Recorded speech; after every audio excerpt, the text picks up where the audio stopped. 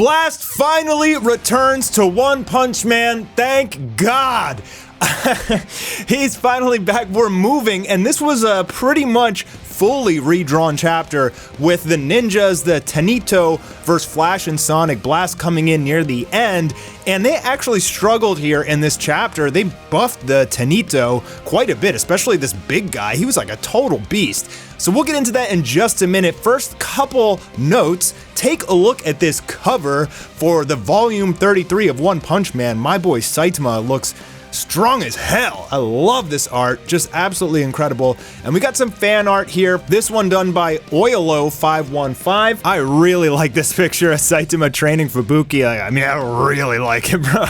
Especially because I totally look like Saitama here when I'm in the gym anyway. Just not training Fubuki. And also, for some reason, Rover comes in this chapter, and there's a fan artist on Twitter who goes by AmaiBSHN, and they do all these really cute chibi models of the chapters. You should totally check out their X profile. I'll link it in the description because these are just so adorable, and I love seeing them every time a chapter comes out. So finally here on the cover page, we have Tatsumaki. Who would have guessed? If there's no females in the chapter, you know one's going on the cover page. It's I swear, every 4 chapters, the 3 of the 4 are Tatsumaki or Fubuki. It's almost a guaranteed at this point. So as we saw at the end of the last chapter, it was pretty much just an entire redraw. It really wasn't too much different. Flash and Sonic meet up and start to attack each other, and it was very reminiscent of the earlier renditions of this arc. As you guys are very familiar by now, I'm sure, this is the 3rd version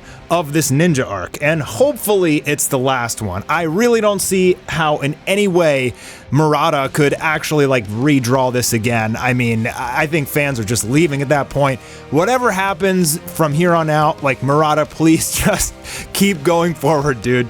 And now as we jump into the battle between Flash and Sonic versus the Heavenly Ninja, this really massive ninja just charges in and punches and breaks Flashy Flash's sword instantly. And wow, they really buffed this guy. He even decimates Sonic. Now the rest of the ninjas really didn't seem to do too much, but for whatever reason, this big guy is a total beast. So this sword that was just shattered was Insta-Kill's replacement. Insta-Kill was Flashy Flash's signature sword, and I guess he's just using some normal ninja sword now. It just got shattered easily, which I think it's pretty obvious that he's gonna get one of Empty Void's swords as a replacement, if not both. But I'm guessing both Flash and Sonic will each get one. So Sonic charges in, he's step aside, and he uses his tenfold funeral, his serious sidesteps version of his own, but this time he actually creates 30 plus after images, and he's obviously been getting way stronger. So when he fought Genos, he only had 10, now he has 30 or something, and yeah, he's increasing in power quite a bit,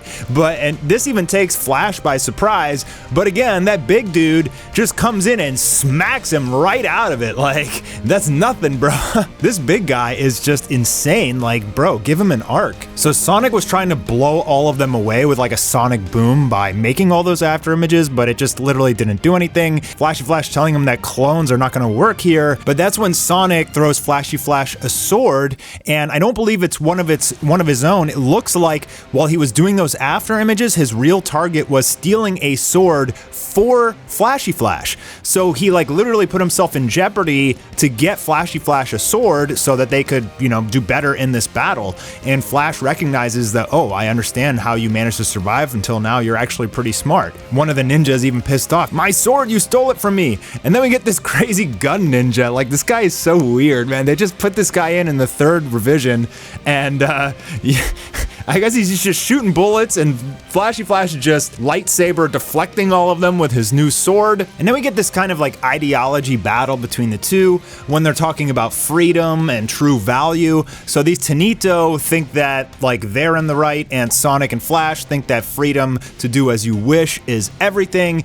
And I gotta agree with Sonic and Flash. The power to live your life as you please. As a manga author myself and a YouTuber who talks about anime for literally a living, this is what I love to do, and I am living my life as I please, and I'm very thankful for that. But unfortunately, YouTube doesn't pay too well, so if you guys want to support me on Patreon, it would actually go a super long way. I would totally appreciate it. Plus, you get access to all of Demon Rush, my original series, Anime War, and you can get a sneak peek at the One Punch Man vs. God animation that's coming out probably Friday or Saturday. Sign up today at patreon.com/mastarmedia. Okay, shameless plug over. Sonic gets knocked away, but interestingly, even though he's battered and bruised a little bit, he's saying compared to his punches, meaning Saitama, this is like getting nudged softly. It won't have any effect on me. I've honed my skills and become stronger than before. Even the techniques of the Tanito are nothing more than child's play to me now. Well, that's Flash saying it.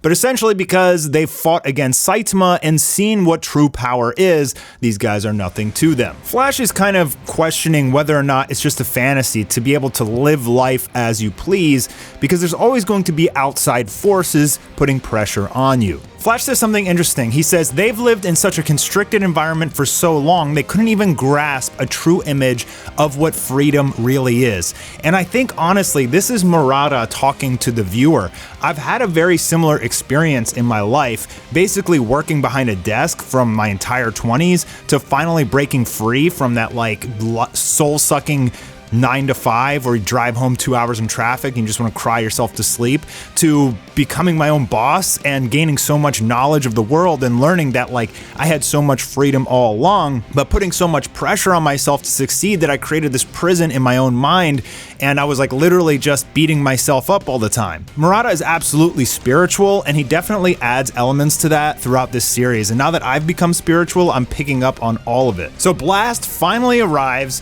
he stops Flash and he catches the swords from the Heavenly Ninja, just saying that's enough. By the way, I'm glad we got double pages again. Well, I'm going to talk about the artwork a little bit here because some of it's really good, but some of it's not really that up to par.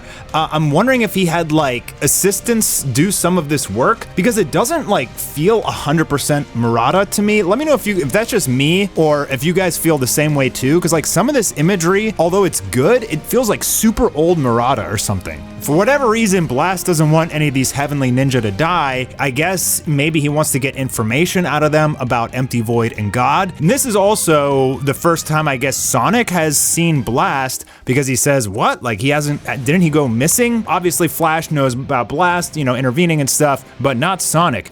And then Blast like, how about we all calm down? And he throws these dimension punches and just takes out all the ninjas like they're literally nothing. This is a really cool and interesting shot of a double page here. So Sonic and Flash are asking like, well, why are you even here? And that's when we see Blast with Rover. So he said, someone with an insanely good nose led me here. He had Rover sniff the ninja envelope that I guess Sonic had given to Flash, and Rover, the dog that he is, was able to sniff it down and bring Blast right to them. So that's one way of doing it. I mean, in the previous renditions, they had a Blast button, which Flash could press and Blast would just show up, or he could just follow them from like outside the dimension, but now he's using Rover. So whatever the case is, Murata, let's just keep it this way. Please, no more redraws. Please, God. So that's the end of the chapter. However, we know that Empty Void will probably be coming in the next one, but we also know that Saitama is going to Sonic's secret hideout, and it definitely appears that it's very possible that we go with the webcomic continuity, but we're not really going to know for 2 more weeks. And I know you guys are starving for some new content, so I'm really excited to show you this One Punch Man fan film I've been working on for like 3 months. It's going to feel like Anime War 2, and you guys are going to go bonkers. I just can't wait to show it to you. So be on the lookout for that. I'd really appreciate your support on Patreon so I can continue to do this for a living, but maybe you'll understand that more once you see this fan film when it comes out. You guys are going to be blown away. I'm Mastar. I hope you enjoyed the video. Please leave a thumbs up if you did and a comment about what you thought about the chapter, and I'll see you soon for more One Punch.